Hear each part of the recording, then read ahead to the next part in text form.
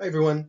Section 7.5 from our book is about applications of logs and exponentials. And in the first part, we spent a lot of time talking about interest, because that's one of the main applications. In the second part, I want to talk to you about half-life, which is basically like a chemistry overlap. You're also going to talk about half-life in your chemistry class.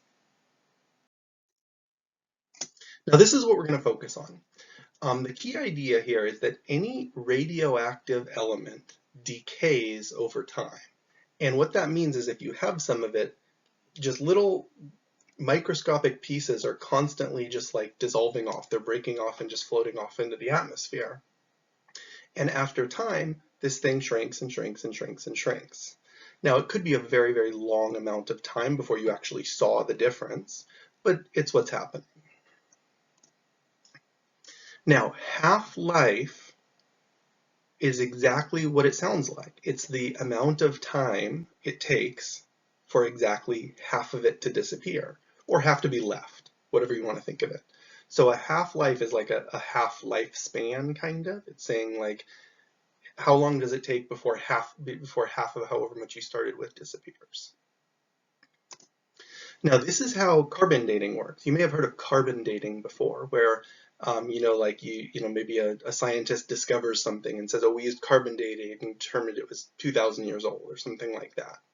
Well, that's because carbon-14 is in every living element, or is in every living thing. That's an element in every living thing, and it is radioactive, so it does decay. And as long as you know what the half-life is, if you find something very old and measure the amount of carbon-14 that's left in it compared to how much it would have started with, you can just use a math equation to figure out how old it is. So that's one example of how half-life can work. All right, here's our half-life equation.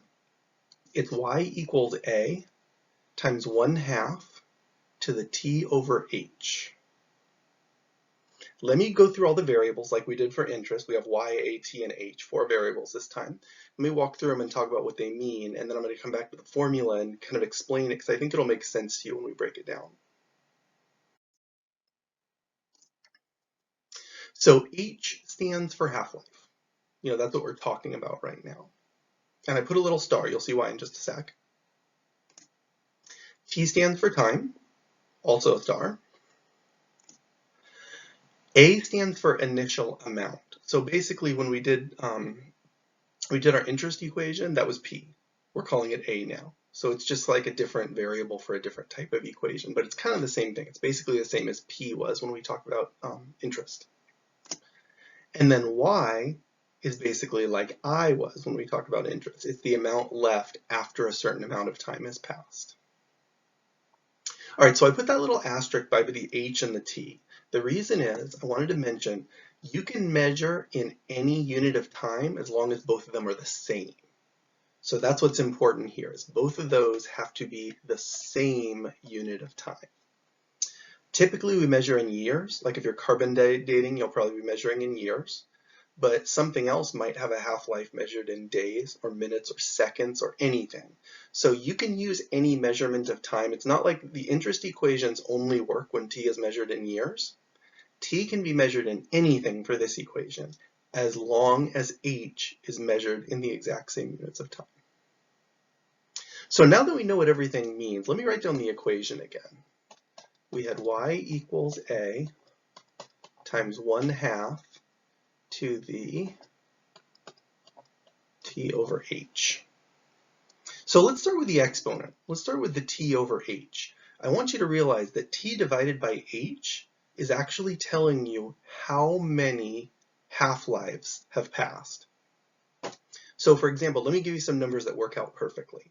If the half-life was 5 years and 20 years passed, when I do t over h, I get 20 divided by 5, which is 4. So basically that's saying that 4 half-lives have passed. We cut it in half once, and then again, and then again, and then again. So that t over h, what the exponent is telling you about is basically how many half-lives have passed.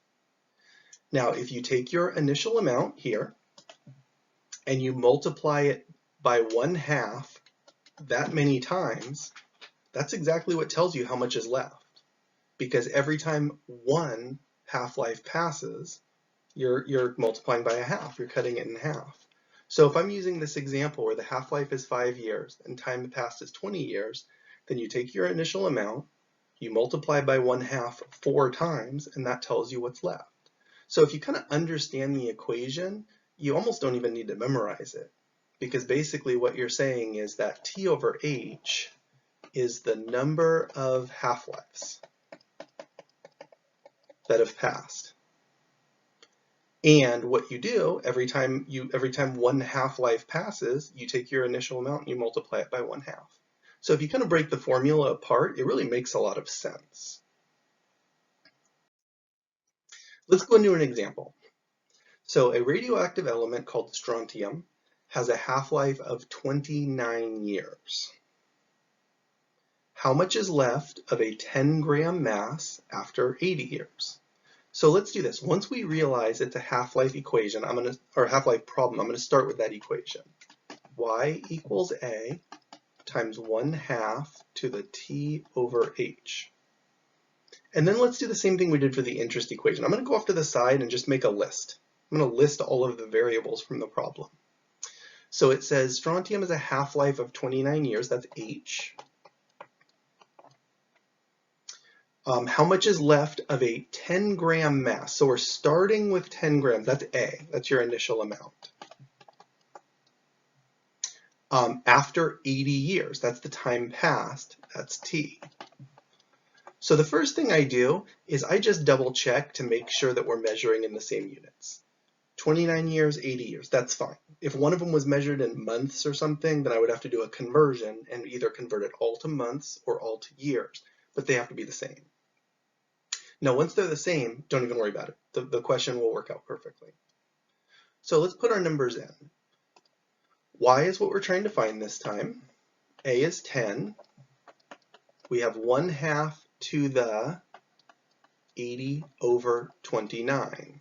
Now you can just type that into a calculator and you're going to get your answer. In fact, that's what we're going to do. But I want you to, again, just kind of think about the formula. What we're saying is half-life is 29 years and 80 years have passed. If I want to figure out how many half-lives have passed, I would do 80 divided by 29. And then once I know how many half-lives are passed, I'm going to take my 10 grams and I'm going to multiply by 1/2 that many times. And that's exactly what this formula is doing for us.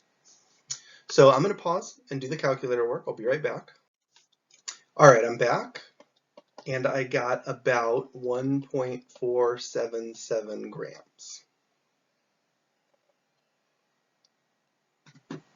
Now, it's always a good idea in a word problem to pause and just make sure your answer makes sense. You know, it's called number sense. Make sure you don't have, if you type something wrong and get some ridiculous answer. Like if I get a negative number and I say there's -2 grams left, obviously that's wrong. You can't have negative grams of something. If I had a number bigger than 10, you know, if I typed it into my calculator and it said there was 21 grams left, obviously that's a mistake. But basically, if you think about it, you know, if we're looking at about 2.5-ish half-lives, because 2 half-lives would be rounded off to 30. 2 half-lives would be about 60 years, and 3 would be 90. So if I took my 10 grams and I cut it in half once, I have 5. Cut it in half again, I have 2.5. Cut it not quite in half. Yeah, my answer looks right where it's supposed to be. So just kind of using logic, using number sense, I'm real happy with my answer. I think it's a good one. All right. So let's take a look at a part B to this question. After how long would there be exactly 10 grams left? So I'm going to use the same formula. Y equals A times 1/2 to the T over H. And let's use the same numbers from part A. The half-life was 29 years. The time, oh, we don't know the time. The time is what we're trying to find this time, actually. The initial amount was 10 grams. And this time, when I say, after how long would there be exactly 7 grams left? Remember, that's Y. Y tells you how much is left. So this time, I'm telling you that Y is 7, and we are trying to find T. So this is the same thing I did with you guys for the interest equations. I threw a couple questions at you where it was just like plug it in your calculator and go. But then I said, wait, it's not always just a calculator question. Sometimes it's a solve an equation question, and that's what this is. So let's put our numbers in. We have a 7 here. We have a 10 here. We have 1/2 to the t. I'm going to leave t because that's what we're trying to find, over 29. So we're going back to last section, 7.4. We have to solve an exponential equation. So I have an exponential equation. It's 1/2 to the t over 29 power. And the rule for solving that was step 1 is to isolate it. So the first thing I would do is divide both sides by 10. Cancel that out. And you get 7 over 10, or if you want, you can put 0.7. If you do a decimal, make sure it goes perfectly like that. Don't ever round in the middle of a problem. We talked about that before. And in fact, for that reason, I'll just leave it as 7 over 10 for now. And we have 1/2 to the t over 29.